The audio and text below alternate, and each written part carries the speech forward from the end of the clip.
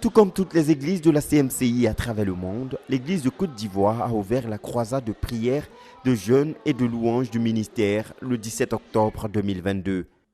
Les frères à Abidjan ont répondu massivement présents à cette première nuit de prière tenue de 22h à 4h au siège de la CMCI Côte d'Ivoire, Cisa Djamé Liberty.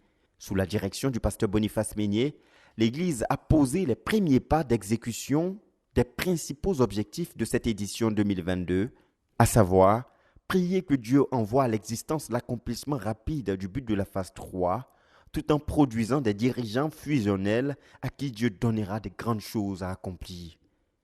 L'atteinte du but de la phase 3, passant par le réveil spirituel de chaque saint et l'engagement de toute l'Église au service de l'Évangile, le pasteur Meignet a exhorté chaque frère à poursuivre activement le réveil spirituel au cours de cette croisade, et ce, à travers le déracinement des idoles du cœur et le retour à l'entretien de la communion personnelle avec Dieu par la pratique active des routines spirituelles conformément au contenu du message de Berthois.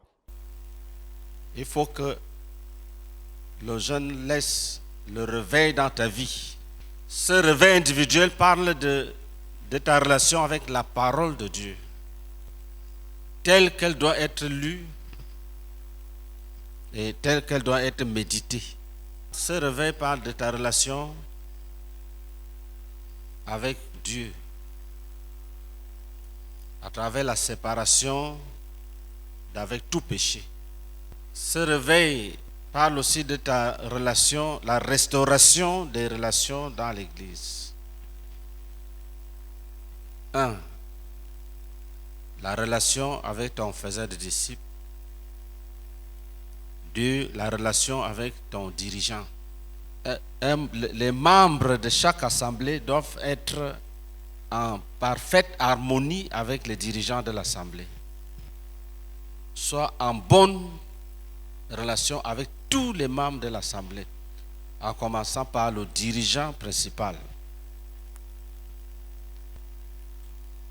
C'est une période où on doit méditer chaque jour. C'est une période où tu dois faire les études bibliques les plus difficiles qui demandaient assez de temps. Des dispositions fondamentales qui ont été l'objet des premiers sujets de prière élevés à cette journée d'ouverture. Aussi, l'une des conséquences immédiates du réveil spirituel personnel de chaque frère devra être un retour manifeste à la proclamation quotidienne de l'Évangile. Ce réveil individuel passe aussi par le témoignage pour le gagnement des âmes. Et pendant cette période, nous allons travailler pour amener au Seigneur au moins 25 âmes chaque nuit. Donc, cette croisade doit accueillir les païens. On les invite activement. Et il y aura toujours des plages pour les amener à se réconcilier avec Dieu. À cet effet, à partir des passages de Romains le chapitre 1, de 1 Thessaloniciens le chapitre 2 le verset 8 ou encore de 1 Corinthiens le chapitre 9 le verset 16 à 17, le Seigneur a inspiré son serviteur à conduire l'Église à prier pour que chaque frère ait une connaissance révélationnelle de l'Évangile en tant que puissance de Dieu pour le salut de quiconque croit.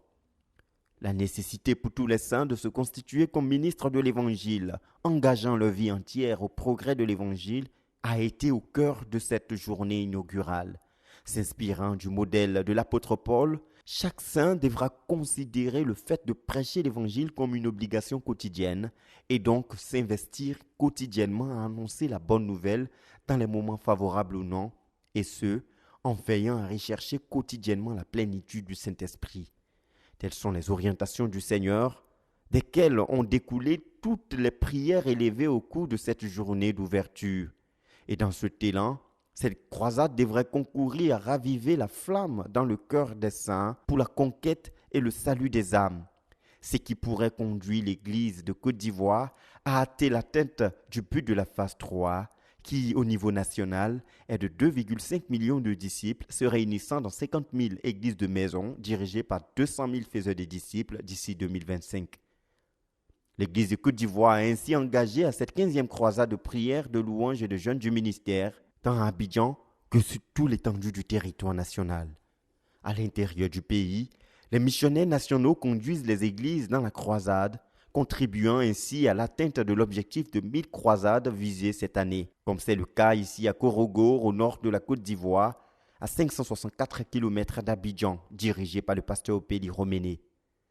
Notons que sur l'objectif de 100 000 jeunes de 3 à 40 jours attendus au niveau mondial au cours de cette croisade 2022, l'Église de Côte d'Ivoire compte offrir au moins 2000 jeûnes complets de 40 jours, soit quasiment le double des 1005 jeûnes complets de 40 jours enregistrés au cours de l'édition de l'année dernière, sur un total de 7304 jeûnes de 3 à 40 jours enregistrés à la croisade 2021.